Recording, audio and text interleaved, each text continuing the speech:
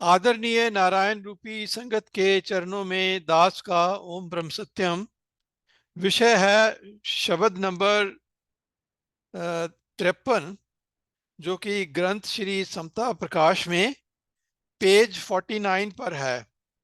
और ये शब्द वैराग्य पे है, तो दास इसे पढ़ने का प्रयास करेगा। गलतियों के लिए संगत से क्षमा की याचना करता हूँ। महाराज जी कह रहे हैं, उत्तम कीरत प्रभ की तीन लोक परवान, जो सिमरे मन प्रेम से ताका हो कल्याण। उत्तम कीरत प्रभ की तीन लोक परवान। तो जिसको प्रभु का कीर्तन मिल जाता है, जिसको प्रभु का गुणगान करने का मौका मिल जाता है, वो भाग्यशाली जीव है। जिसको जो परमात्मा के गुण गाता है, उस पे गुरु की कृपा होती है। तो जब गुरु की कृपा होती है तो वो परमात्मा के गुण गाता है। जो सिमरे मन प्रेम से ताका हो कल्याण। तो जो उसका सिमरन करता है, प्रेम से सिमरन करता है, तो सिमरन जो है उसमें जो प्रेम है वो गुरु की ब्लेसिंग से मिलता है। कई लोग कहते हैं कि वो ईश्वर का नाम सिमरन करते हैं लेकिन कोई रस नहीं आता। तो ये जो रस है वो गुरु देता है, और वो रस ऐसा है कि उसके सामने दुनिया के स्वाद जो हैं वो फीके पड़ जाते हैं। राम रस पिय रे, राम रस पिय रे, जेह रस विसर गए रस और। राम रस पिए रे, राम रस पिए रे। कबीर साहब कहते हैं कि हे मनुष्य, तू राम का रस पी। तू पी के तो देख, जब तू उसको पिएगा तो तेरे सामने दुनिया के स्वाद जो हैं फीके पड़ जाएंगे। आगे कहते हैं महाराज जी, नित अजन्मा अविनाशी अखंड आनंद भगवान, एक पले करे ध्यान जो काल न कीजे हान। नित अजन्मा अविनाशी। तो जो ईश्वर है वही ही हमेशा है, वही ही सच है। ये जो दुनिया का खेल है वो तो वो तो बनता बिगड़ता रहता है। यहाँ तक चांद सूरज सितारे, इनकी भी ये भी खत्म हो जाते हैं। तो सिर्फ एक ही चीज यहाँ पे स्थायी है। तो इंसान जो है वो हमेशा सारी जिंदगी उन चीजों से प्यार करता है जो कि चीजें बदलने वाली हैं। ये ऐसे ही है कि कोई एक आदमी के बादल से प्यार करने लगे और कहे कि बादल अपनी शक्ल ना बदले, तो ये इम्पॉसिबल है। वो जो बादल है वो तो अपनी शक्ल बदलेगा ही।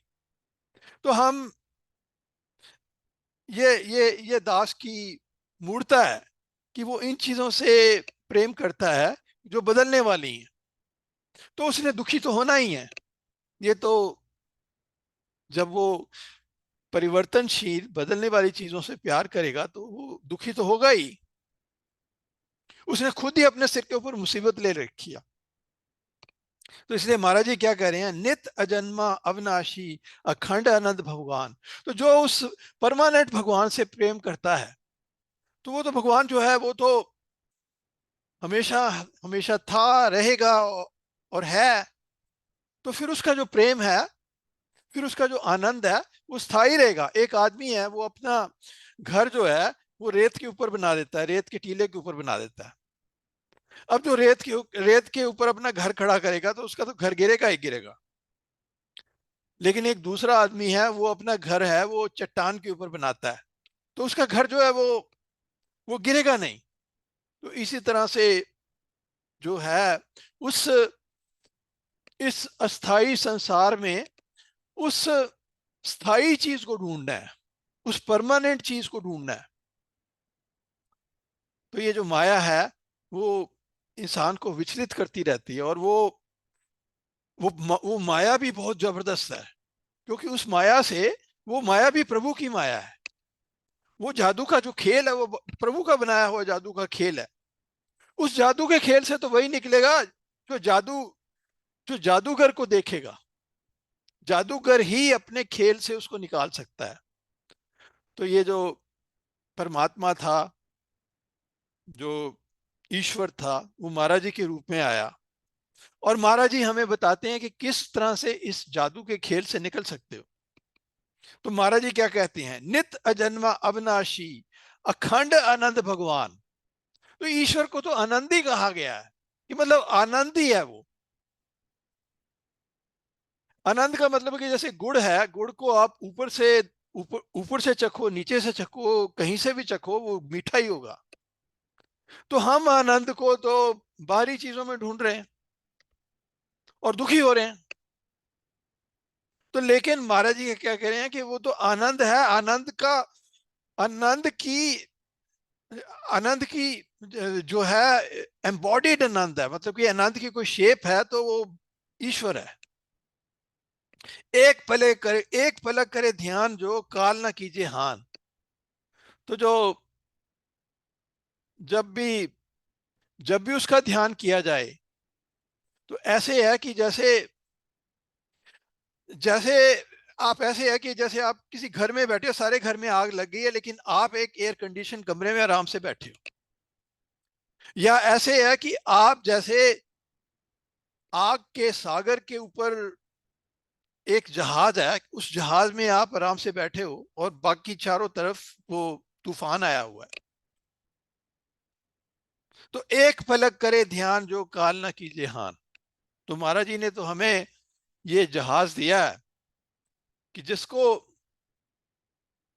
जिसको चढ़ के हम संसार सागर को पार कर सकते हैं। बोहिथड़ा हर चरण मन चढ़ लंगिए। बोहिथड़ा हर चरण मन चढ़ लंगिए। क्या कहते, तो ये गुरबानी कह रही है कि बोहिथड़ा हर चरण मन चढ़ लंगिए। कि बोहिथड़ा का मतलब, बोहित होता है जहाज। तो जो महाराज जी के जो चरण है वो जहाज हैं। जो इन चरणों पे चढ़ जाता है वो संसार सागर को पार कर जाता है। बाकी संसार में तो तूफान आते रहेंगे, लेकिन जो इन चरणों पे चढ़ा हुआ है, जिसने इस चरणों का आसरा लिया, जो इस जहाज पे चढ़ गया है, वो वो इस तूफान से सुरक्षित है। आगे महाराज जी क्या कहते हैं, सतगुर की प्रतीत रख सिमरो शब्द अगाध, तन मन आवे शांति मिट जाए सकल व्याध। सतगुर की प्रतीत रख। प्रतीत का मतलब होता है विश्वास, कि पूरा भरोसा रख कि जो कुछ कह रहे हैं 100%। सारी दुनिया जो है वो मिसगाइड कर रही है। एक सिर्फ ईश्वर, एक जो गुरु ही है जिसका पूरी तरह से आप विश्वास कर सकते हो। तो सतगुर की प्रतीत रख सिमरो शब्द अगाध। अगाध का मतलब है कि जिसकी गहराई मापी नहीं जा सकती, मतलब जिसमें आप डूबते ही जाओगे, जिसका कोई जिसमें आप खत्म हो जाओगे। और वास्तव में देखा जाए, उस शब्द में अपने को खत्म करना है। जो जो गुरु के बताए तरीके से सिमरन करता है, उसको शब्द का पता चलने लगता है, और वो शब्द में वो खत्म हो जाता है। तो इसलिए महाराज जी कह रहे हैं सिमरो शब्द अगाध। तो ये तो अपने आप को खोने का विषय है। तन मन आवे शांति, तो तन और मन में शांति आ जाएगी। मिट जाए सकल व्याध, तो उसका जो सारा दुख है, आज उसका जो सारा दुख है वो चला जाएगा। तो ये तो हम बहुत भाग्यशाली हैं कि महाराज जी की हमें सत्संगत मिली है। दास जो था पहले, उसको अपने जो पिताजी थे और अपने चाचा जी थे उनकी उन, उन, उन, उन, उनकी उन, उन, उन, उनकी उनकी सत्संगत मिली, उनका सत्संग मिला।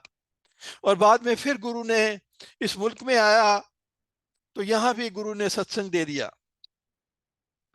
और सत्संग की कृपा से जो है वो महाराज जी की जो है बार बार उनके वचन पढ़ने का, उनकी वाणी पढ़ने का मौका मिलता है। बहुत अच्छा मौका मिला है, बहुत बहुत अच्छा भाग्य है। हम सब बड़े भाग्यशाली हैं, एक तो मनुष्य जन्म मिला है, और फिर ऊपर से पूरे गुरु भी मिल गए हैं, तो हम सब बहुत भाग्यशाली हैं। सत्संगत शरण तुम्हारी माधो, सत्संगत शरण तुम्हारी, सत्संग शरण तुम्हारी माधो, सत्संग शरण तुम्हारी। तो मैं आपकी शरण में आया हूं। सत्संग मेरे सत्संग में आके मैं आपकी शरण में आया हूं। सत्संगत शरण तुम्हारी माधो, सत्संगत शरण तुम्हारी। हम औगन तुम उपकारी, हम औगन तुम उपकारी, सत्संगत शरण तुम्हारी माधो, सत्संगत शरण तुम्हारी। लाइन, ये लाइन कह रही है हम औगन तुम उपकारी, मतलब मेरे में अवगुण ही नहीं हूं, मैं अवगुण ही हूं।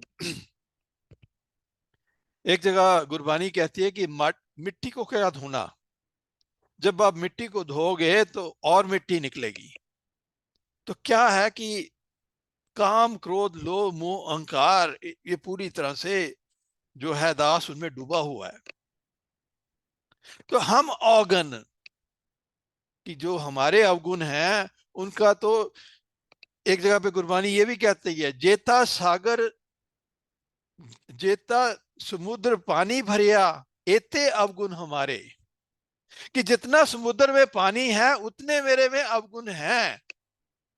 दया करो कुछ मेहर पाओ, डूबते पत्थर तारे, कि तू मेरे पे दया कर, मैं तो डूबता हुआ पत्थर हूं। तो ये लाइन ये कह रही है हम औगन तुम उपकारी, कि तू जो है दया का सागर है, और मैं अपनी कोशिश से नहीं बच सकता, मैं सिर्फ तेरी दया से बच सकता हूं। मेरे को तेरी दया का आसरा है। मेरे को अपनी मेरे को अपने मैं अपनी तरफ से कोशिश तो करता हूं, कोशिश तो करनी भी चाहिए, लेकिन मेरी कोशिश से कुछ नहीं होगा, सब तेरी दया पे निर्भर है। तुम चंदन हम इरंड बापुरे, संग तुम्हारे बासा। तुम चंदन हम इरंड बापुरे, संग तुम्हारे बासा। आप तो चंदन का वृक्ष हो, हमारे महाराज जी चंदन का वृक्ष हैं। चंदन की खास बात यह है कि चंदन के पास जो जाता है उसमें वो सुगंध डाल देता है, यहां तक कि जो कुल्हाड़ी उसको काटनी आती है उसमें भी सुगंध डाल देता है। महाराज जी के पास कातिल गए एक बार, हम सबको वो घटना पता है कि जब एक महाराज जी मटोर नाम के शहर में गए, और वहां पे मुसलमानों का एक बड़ी फेमस मस्जिद थी, बहुत वो उनका मुसलमानों का तीर्थ स्थान था, मटोर था। आज अब वो पाकिस्तान में है। तो महाराज जी मटोर में एक पहाड़ी के ऊपर तप कर रहे हैं, और ये एक मुसलमान जो है धार्मिक नेता, वैसे सारी मुसलमान जनता जो है महाराज जी को फॉलो करने लग पड़ी। और ये जो मुसलमान धार्मिक नेता है वो जो है फेनेटिसिज्म में, कट्टरता में वो जलने लगा, और उसने कई सारे आदमी कुल्हाड़ियों के साथ भेजे। उसने सोचा कि जंगल में अकेला आदमी सिमरन कर रहा है, उसको मारना तो बहुत आसान है, किसी को पता भी नहीं चलेगा। तो हम सबको पता है कि वो मारने आए, और हुआ क्या, वो महाराज जी के पैरों में गिर पड़े, माफी मांगी, वो उनके प्रेमी बन गए। तो ये देखिए, चंदन का जो पेड़ है, जो कुल्हाड़ी उसको काटने जाती है उसमें भी सुगंध डाल देता है। तो ये लाइन कह रही है, हम तुम चंदन हम एरंड बापुरे, संग तुम्हारे बासा, कि आप तो चंदन का पेड़ हो, मैं एक मामूली मैं एक मामूली दरख्त हूं। लेकिन ये भगवान की कृपा है कि मेरे को आपका संग मिल गया है, मेरे को आपका सत्संग मिल गया है, और उससे मेरे में भी खुशबू आ गई है। जो चंदन के पेड़ के पास होगा तो उसमें खुशबू आएगी। तुम चंदन हम हिरंड बापुरे, संग तुम्हारे बासा, नीच रूखते ऊंच भये हैं, गंध सुगंध निवासा। तो मेरे जैसा नीच प्राणी आपके पास आके उसमें भी आपने सुगंध डाल दी। नीच रूख से कि मैं एक निचली दर्जे का पेड़ था, निचले दर्जे का वृक्ष था, और आपने अपनी सुगंध जो है मेरे अंदर भी डाल दी। नीच रूखते ऊंच भये हैं, गंध सुगंध निवासा। तो आपने जो है, जो भी आपके सत्संग में जाता है, ये महाराज जी की कृपा है। जो भी महाराज जी के सत्संग में जाता है, महाराज जी उसमें सुगंध डाल देते हैं। महाराज जी चंदन के पेड़ हैं। तो हम ये जो सत्संग में जो जो जो प्रेमी आए हैं, वो इस चंदन के पेड़ के पास आए हैं। महाराज जी रूपी चंदन, सब में सुगंध आएगी। हम औगन तुम उपकारी, सत्संगत शरण तुम्हारी। तो मैं तो अवगुणों की खान हूं, और आप हैं दया करने वाले हैं। मेरे को आपकी दया का भरोसा है। मेरे को अपनी मेरे को अपनी कोशिश का भरोसा नहीं है। मेरे को आपकी दया का भरोसा है कि आप मेरे पे तरस खा के मेहर करोगे। आगे कहते हैं महाराज जी, जन्म जन्म का भरमता, पाई मानुष देह, सिमरो दीन दयाल को दुर्लभ उद्यम एह। जन्म जन्म का भरमता, तो पता नहीं किन किन योनियों से दास गुजरा है। कभी वो किसी योनि में शायद वो सांप था, किसी योनि में शायद वो चोर था, किसी योनि में शायद वो कोई पेड़ था, कोई पौधा था। तो जन्म जन्म का भरमता पाई मानुष दे। तो ये 84 लाख जो योनियां हैं, उसमें से ये जो मनुष्य योनि मिली, तो ये एक जैकपॉट है। और ऊपर से दूसरा जैकपॉट की महाराज जी जैसा पूरा गुरु मिला, तो ये तो जैकपॉट पे दूसरा जैकपॉट हो गया। तो जन्म जन्म का भरपता पाई मानुष देह, सिमरो दीन दयाल को दुर्लभ उद्यम एह। तो जो जो जो इसलिए जो ये जो समय मिला है बड़ा कीमती है, इसको तो खोना नहीं चाहिए, इसको बर्बाद नहीं करना चाहिए। सिमरो दीन दयाल को, इसमें ईश्वर की याद करो। सकल कर्म धर्म सकल कर्म धर्म पर पावे नित्य जीत, आलखपुर के ध्यान में लागी जाकी प्रीत। सकल कर्म धर्म पर पावे नित्य जीत। तो जो महाराज जी की शरण लेता है, वो अपने कर्मों पे जीत पा लेता है। उसको हम जो भी हम कर्म करते हैं उसमें राग द्वेष लगा रहता है। कोई भी कर्म करो वो बेचैनी का कारण बनते हैं। पता नहीं काम बनता है, पता नहीं बिगड़ता है। और काम बन भी जाए तो भी इंसान को संतोष नहीं होता। अगर कोई चीज पाना चाहता है, वो मिल भी जाती है, तब भी तसल्ली नहीं होती। तो ये क्या अजीब सा रोग है जो जन्म जन्म से लगा हुआ है। और इस रोग से महाराज जी छुड़ा देते हैं। तो महाराज जी क्या कहते हैं, सकल कर्म धर्म पर पावे नित जीत। वो कर्म करता है फिर भी उसका मन शांत रहता है। सहज अवस्था, सहज अवस्था तो वो अवस्था है कि जहां पे आपको आपको मेडिटेशन करने की भी जरूरत नहीं, आप उठते बैठते चलते फिरते हमेशा परमात्मा परमात्मा से जुड़े रहते हो। जैसी महाराज जी की स्थिति थी कि हमेशा वो परमात्मा से जुड़े रहते थे। तो सकल कर्म धर्म पर पावे नित जीत। और धर्म जो है, हमें, दास को तो धर्म का पता ही नहीं था कि धर्म क्या चीज है। तो धर्म तो हमें महाराज जी ने बताया कि धर्म क्या चीज है। हम तो धर्म के ये समझ के बैठे थे कि मंदिर मस्जिद में जाना धर्म है। मंदिर मस्जिद में जाना अच्छी बात है, वो तो एक शुरुआत है। धर्म तो गुरु बताता है कि क्या धर्म है। आलख पुरख के ध्यान में लागी जाकी प्रीत। तो जो ईश्वर है उससे आदमी प्रेम कैसे करे, वो तो दिखाई भी नहीं देता, उससे कैसे प्रेम करे। तो वो, इसीलिए जो ईश्वर है वो गुरु के रूप में आता है, ताकि हम उस ईश्वर से प्रेम करना सीखें।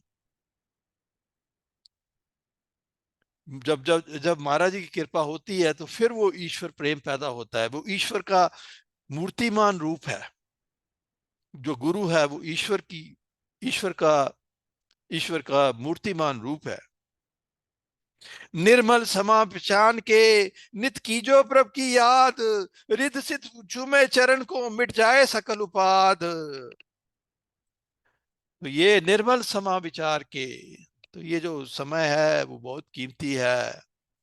इसकी कीमत तो जो है हम जानते ही नहीं, दास तो जानता ही नहीं, वो तो फजूल के कामों में अपना वक्त बर्बाद करता है। तो निर्मल समा पहचान के नित कीजो प्रभ की याद।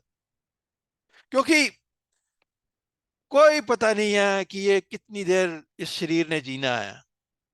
पता नहीं एक या दो सांस ही हो, मतलब एक दास आपके सामने अभी बोल रहा है, पता नहीं आज ही उसका, रात को ही उसका बुलावा आ जाए।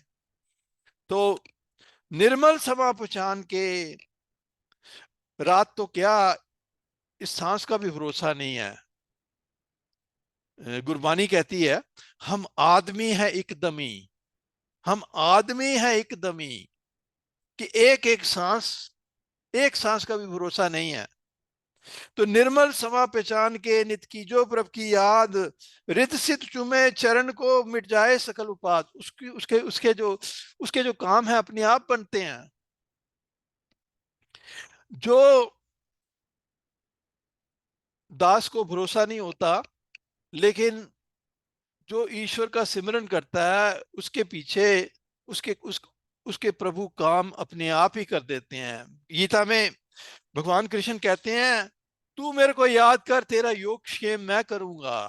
तू तू इसकी फिक्र मत कर कि तेरा गुजारा कैसे चलेगा। तेरी फिक्र मैं करूंगा। अगर तू मुझे याद करेगा, तेरी फिक्र मेरे को लगेगी, तेरी फिक्र मैं करूंगा। जो एक्चुअली मुस्लिम्स कहती हैं, जो जिक्र करता है उसकी फिक्र जो है वो अल्लाह करता है। कि जो जिक्र मतलब जो परमात्मा को याद करता है उसकी फिक्र परमात्मा करता है। तो महाराज जी कहते हैं, रिद्ध सिद्ध चूमे चरण को मिट जाए। वो जो लक्ष्मी है वो तो जो लक्ष्मी है वो तो प्रभु की दासी है, वो तो प्रभु की सेवा करती है। तो वो तेरे पीछे क्यों नहीं चलेगी। महाराज जी के पास कोई महाराज जी के पास कोई पैसे वैसे नहीं थे, लेकिन जो आश्रम जो आश्रम उनके होते हुए बन गए, वो बड़े से बड़ा अमीर आदमी भी नहीं बना सकता। तो क्या हुआ, अपने आप ही लक्ष्मी उन्होंने लक्ष्मी उनके चरणों में लौटती थी, उनके पीछे भागती थी। सिमरन ही तत्सार है, प्रेम प्रीत की डोर, निस्सो सृजनहार है पद पंकज चित जोड़, सिमरन ही तत्सार है प्रेम प्रीत की जोड़। निस्सो सृजनहार है पद पंकज चित जोड़। तो महाराज जी क्या कहते हैं, ये जो सिमरन ही है यही ही असलियत है, यही असली चीज है इस झूठे संसार में। यही चीज है, ये इस कूड़े के ढेर में यही हीरा है। ये संसार कूड़े का ढेर है। इस कूड़े के ढेर में जिसको सिमरन मिल जाता है, उस कूड़े के ढेर में वो हीरे को प्राप्त कर लेता है। सिमरन ही तत्सार है प्रेम प्रीत की डोर। तो अपने प्रीतम से प्रेम की जो डोरी है वो बांध ले। नित्सो सर्जनहार है पद पंकज चित जोड़। वो वही नित्सो सर्जनहार है, वही ही वही ही हमेशा रहने वाला है, बाकी सब बदलने वाला है। तू बदलने वाली चीजों से प्रेम कर रहा है, तू बादल से प्रेम कर रहा है, और बादल कह रहा है कि बादल से प्रार्थना कर रहा है, बादल जी आप अपनी शक्ल ना बदलो। अब बादल ने तो शक्ल बदलनी है अपनी। ये तो ये दास की मूर्खता है कि वो बदलने वाली चीजों से प्रेम कर रहा है। निस्व सर्जनहार है पद पंकज चित जोड़। तो ये महाराज जी ने हमें इतनी बड़ी चीज दी है, उस किस तरह से उस अविनाशी प्रभु के पास पहुंचा जाए, किस तरह उससे प्रेम जोड़ा जाए।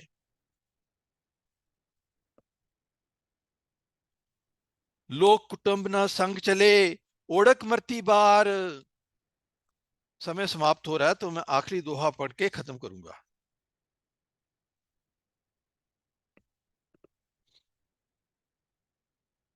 सत्संगत मिलके, आखिरी दोहे में महाराज जी कह रहे हैं, सत्संगत मिलके गाइयो अजर पुरुष निर्वाण।